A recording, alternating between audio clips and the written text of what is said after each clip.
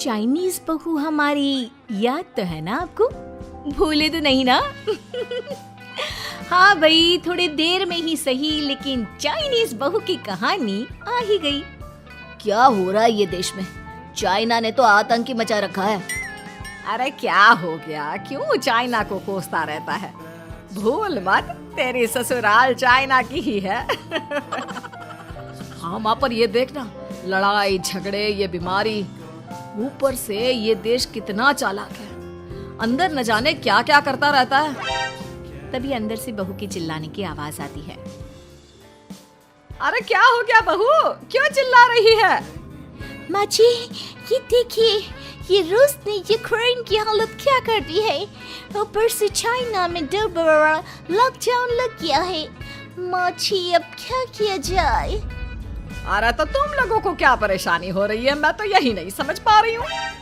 वो क्या है ना माँ, हम लोग चाइना जाने की सोच रहे थे, सांगसू के भाई की शादी है। तो क्या? अरे कौन सा उन लोगों के यहाँ भाई घोड़ी चढ़ता है जो बहन काजल लगाकर नेक लगी? माँ जी, उसकी आंखें बहुत छोटी छोटी है, उसमें या तो पुतली रह सकती है या काजल। साले की पुतली निकाल कर काजल लगा दो, अंधा कहीं का। क्या क्या बोले तुम मेरे भाई के बारे में? अरे नहीं नहीं बहू, वो तो बोल रहा था कि तुझे नेक मिल जाएगा। हाँ, बहन है ना तो उसकी। नहीं नहीं माँ जी, मैं सब समझती, ये मेरे भाई का मजाक बनाते रहते। कितना सीधा है मेरा भाई, बिल्कुल छिपकली जैसा। नहीं नहीं बहू, सीधा गाय जैसा होता है। सही पकड़े हैं माँ जी। हाँ, तो मेरे भाई की शादी है, मैं चाइना जरूर जाऊंगी। तभी एक पड़ोसन आ जाती है। अरे नहीं नहीं बहू, तू कहीं ना जा, हम लोगों का मन कैसे लगेगा तेरे बिना। ले बहू, तेरे भाई के लिए ये शॉल रख ले, हमारी तरफ से गिफ्ट कर देना। अरे सब कितने अच्छे हैं, मेरी चाइनीज बहू को कितने प्यार से तुम लोगों ने एक्सेप्ट कर लिया। सच में बड़ी भाग्यशाली हूँ मैं। कैसी बात कर रही है? ये तो हम लोगों के देश की खूबसूरती है कि हर किसी को दिल से अपना लेते हैं, बस वो भी दिल से हमें अपना समझे। कैसी बात कर रही है आंटी जी? मेरे लिए आप सब सासू माँ जैसी ही हैं। मुझे भारत बहुत अच्छा लगता है, ये सबसे अच्छा देश है, मेरा भारत महान।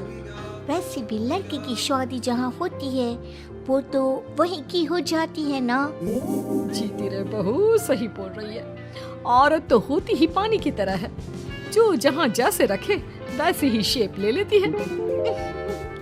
आंटी जी, ये थोड़ा सा ज्यादा हो गया, समझ नहीं आया। नो प्रॉब्लम, मैं चाय बना कर लाती हूँ। फिर क्या, वो दिन भी आ जाता है जब बेटे बहू को चाइना जाना पड़ता है। वहाँ जाकर बहू का भाई कहता है, मेरे बहन आ गए, मेरे बहन आ गए।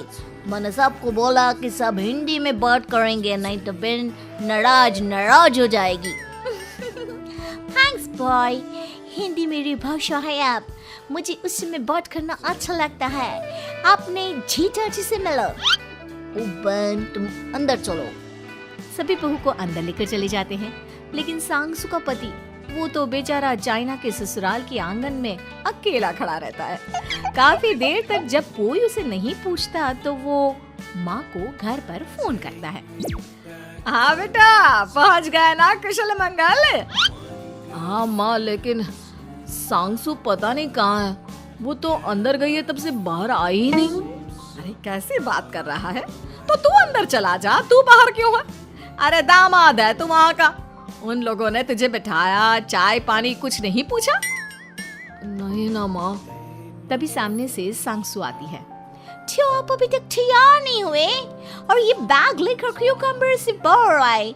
इसे वहीं रख देते। कमरा? कौन सा कमरा? अरे कैसी बात कर रही हो? जब से तुम अंदर गई हो मैं बाहर ही तो खड़ा हूँ। बहू को बहुत हैरानी होती है और गुस्सा भी आता है। तभी उसका भाई और माँ आ जाते हैं। और सांगसू, अंदर खाना लग गया है। पहले ये बताओ कि मेरे पति को किसी ने खाना या पानी क्यों नहीं पूछा? वो भारत से ससुराल पहली बार आया है, वो भी मेरे कहने पर। उनकी इज्जत क्यों नहीं की? देख बेटी, तूने जबरदस्ती जिद में शादी की थी तो हम लोगों ने कर दी, लेकिन अब तुम ये सोचो, पूरी चाइना में मैं इस इंडियन को अपना दामाद बताऊं? So sorry. हाँ संगसू, और तुम भी चुप रहना, नहीं तो वो लोग मेरी शादी तोड़ देंगे। ओह, ऐसी बात है। कोई बात नहीं, मैं बाहर होटल में रह लेता हूँ, तुम वही करो जो ये लोग चाहते हैं। कैसी बात कर रहे हो? शादी के बाद पति जैसा भी हो, जो भी हो, पति होता है। वैसे भी तुम्हारे पूरे परिवार ने, सबने बिना सोचे मेरा साथ दिया, मुझे एक्सेप्ट किया, प्यार किया। मैं अपने देश में आपको अकेला कैसे छोड़ सकती हूँ? ये हिंदी फिल्म का ड्रामा बंद करो, मैं अभी अब बर्दाश्त नहीं करूँगी। चुपचाप अंदर चलो, नहीं तो ये शादी वादी यहीं खत्म करके इसे अकेले ही इंडिया जाना पड़ेगा। कैसी बात कर रही हो माँ? ये मेरे पति हैं। है नहीं था, हम लोगों ने यहाँ वकील को बुला लिया है, जिसके बाद अब तेरा तलाक करा के हम यहाँ के चाइनीज लड़के से तेरी शादी करा देंगे। अरे कैसी बात कर रहे हो? हम तो यहाँ तुम्हारी शादी के लिए आए थे। नहीं नहीं, मैं सांगसू के बिना नहीं रह सकता हूँ। हाई वोल्टेज ड्रामा होने के बाद से ही सारा माहौल खराब हो जाता है कि तभी एक लड़की आती है। मैंने सारा इंतजाम कर दिया है, सांगसू की शादी का मंडप परसों लग जाएगा, तब तक इसके पति को कमरे में बंद कर देते हैं। सभी सांगसू के पति का हाथ बांधकर उसे कमरे में बंद कर देते हैं। ये क्या कानूनी है? आप लोग मेरे पति के साथ ऐसा नहीं कर सकते हैं। मैं किसी से शादी नहीं करूंगी, ये साफ बात है। पहले मैं अपनी शादी करूं, फिर तेरी भी शादी करवा दूंगा। सब कुछ तय हो जाता है, भाई की शादी हो जाती है। फिर वो दिन भी आ जाता है जब सांगसू की शादी वो लोग जबरदस्ती करने के लिए उसे मंडप पर ले जाते हैं। ऐसा मत करो, ये मेरी बीवी है। मैं किसी से शादी नहीं करूंगी। कैसे नहीं करेगी शादी?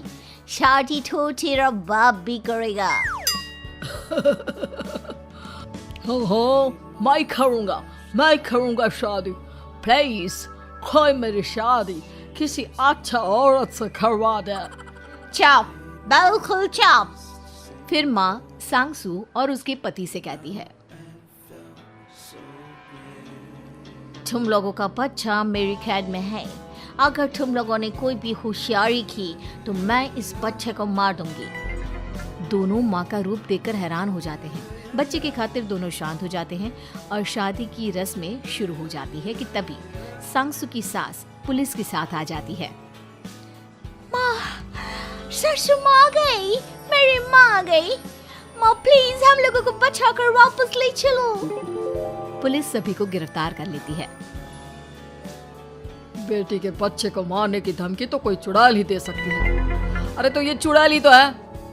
ये सही बोल रहे हैं, ये औरत किसी चुड़ैल से कम नहीं है। तभी उन लोगों का बच्चा भी आकर सांगसू के गले लग जाता है।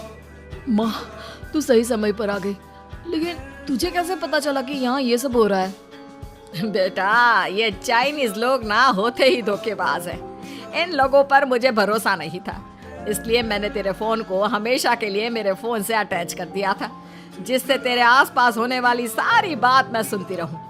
उस दिन भी मेरी तेरी बात हो रही थी तो तेरा फोन ऑन था, मैं सब समझ गई थी। मुझे माफ कर दो। नहीं, बिल्कुल नहीं। चलिए माँ जी, इंडिया वापस